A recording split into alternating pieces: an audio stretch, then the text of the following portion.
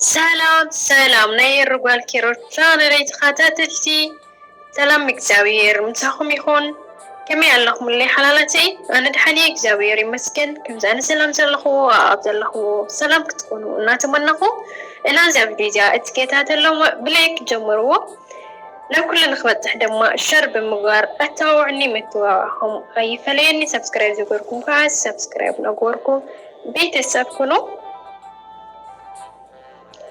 ሕቡቕ ቃንዛ ፖሊስ መፂኦም ምግቢ ከም ዝበልዕ ድሕሪ ምግባሮም ሓቦይን ናብቲ ዘለኽዎ ንኽመፅእ ገበሩ።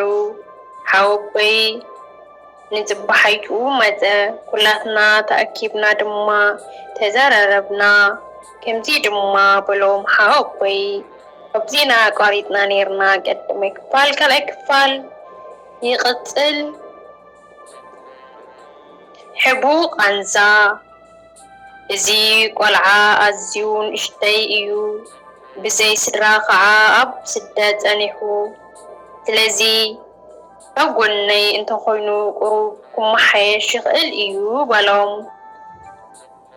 እታ ልዋህ ሰበይቲ ድማ ከምዚ በለት ኣነ ነዚ ቆልዓ ክዕብዮ ድሌት ኣለኒ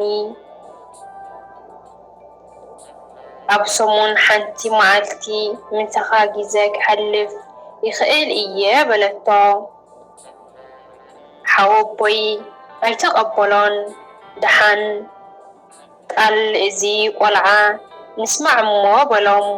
ኣነ ከዓ ከምቲ ዝመኻረኒ ምስ ሓወቦይ ሓሸኒ በልክዎም። ወርቃዊ ዕድል ብገዛ ኢደይ ይኸስሮ ምንባረይ ይርዳእኒ ኣይነበረን። ድሕሪ ክንደይ ዝርርብ ኣምላ ግዲ ሓሊለይ ካልአይቲ ወርቃዊ ዕድል በፅሓኒ። እታ ልዋህ ሰበይቲ ከዓ እንዳነብዐት ተፋነወትኒ። ሓወበይ ከዓ ናብ ዓዱ ተመለሰ። ናብቲ ካሊእ ዝረኸብክዎ ወርቃዊ ዕድል ክዳውንቲ ሒዘ ኣምራሕኹ። እቲ ዝረኸብክዎ ዕድል ከምዚ እዩ ነይሩ። እቲ ካልኣይ ዕድል ዝረኸብክዎ ብመንግስቲ ዝምወል ናይ ቆልዑ መዕበይ ክስካብ ኣብቲ ዝበለፀ ትምህርቲ ናይ ምምሃር ናይ ካልኦት ሃገራት ናይ ምዝንጋዕ ዕድል ዝነበሮ እዩ። ትምህርተይ ጀሚረ ኣዝዩ ብሉፅ ህይወት ክነብር ጀሚረ። ቋንቋ ኣብ 6 ወርሒ ፅቡቅ ክዛረብ ክርዳእን ጀመርኩ። ከምቲ ልሙድ ሕጂ እውን ሓወቦይ ደወለ።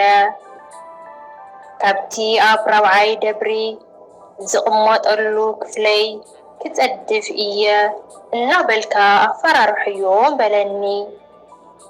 ኣነ ድማ ከምቲ ዝበለኒ ሓደ መዓልቲ ፍንስትራ ከፊተ 5 ደቓይቕ ዝኸውን ንታሕቲ ገፀይ ጠልጠል በልኩ። ሓደ እኳ ዝርአኒ ሰኣንኩ። የዳወይ እውን ደኺመን ቀጥቀጥ በላ። ዕድል ገይረ ሓደ ቆልዓ ረኣየኒ እሞ እቲ ናይ ኣላርም ደወል ጠወቐ። ሓላፊተይ ማዕፆ ከፊታ ምስ ረኣየትኒ ነብሳ ቀጥቀጥ እንዳበለ ኣዝያ ለመነትኒ። ዝደለኽዎ ከም ትገብረለይ እውን ቃል ኣተወትለይ። ሰባት መፂኦም ድማ ስሒቦም ኣድሖኑኒ። ኣነ ድማ በቃ ሕጂ ናብ ሓወበይ ክሰዱኒ እዮም ኢለ ተሓጎስኩ።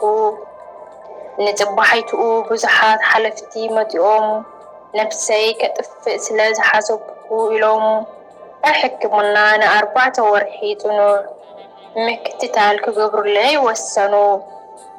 ድሕሪ 2 ሰሙን ምፅንሐይ ካብቲ ሕክምና ሃዲመ ናብ ገዛ ተመለስኩ።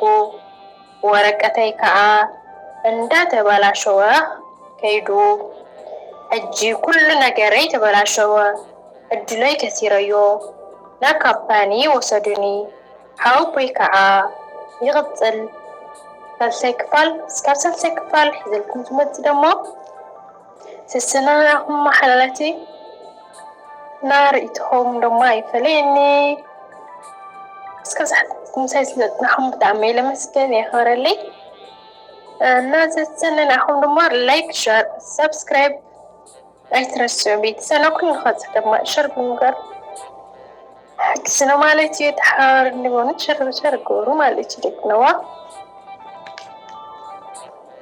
ናቀስካብ ሳልሳይ ክፋል ልመጸኩም ደሞ ስስናይ ናኹም ናኩሉ ንኸጽሕ ደማ ሸር ብምግባር ኣይትረስዑ ማለት እዩ እና ባባይ